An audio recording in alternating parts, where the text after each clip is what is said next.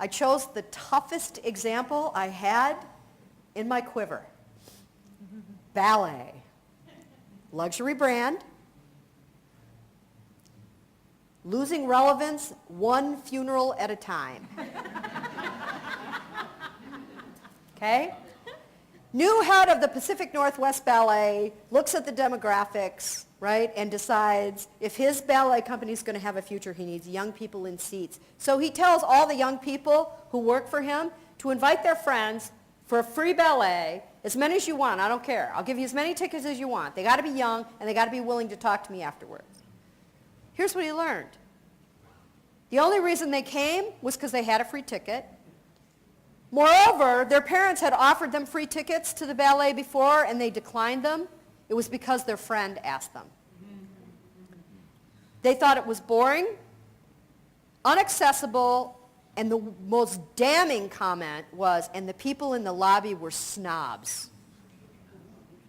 We didn't feel like we belonged. Wow. Okay, how do you correct that? Right? You can't reduce the price of the seats. I mean, so here's what he did. He decided to experiment in the same way that Sam De La Garza said, let's just try it, okay? See what happens. He decided to make the rehearsals available for a $5 ticket. There would be no advertising because there would be no overhead. He pushed out the messages on Twitter 3 days before the events. $5 seats, there are only 40 seats available. You pick up the folding chair and you set it down in the periphery. I mean, right? You're self-seating at this point. You're part of the crew. This has become the hottest ticket in town. And people tribe up to get tickets. So whoever, I'm tweeting you going, oh my God, it's $5 Friday. I'm going, you going? Yeah, we're going. Okay, we got a group. 20 of us are going. Let's get the tickets now. Because they sell out.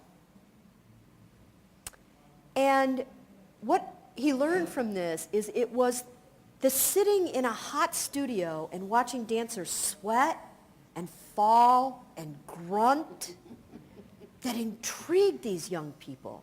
It was real and it was accessible, right?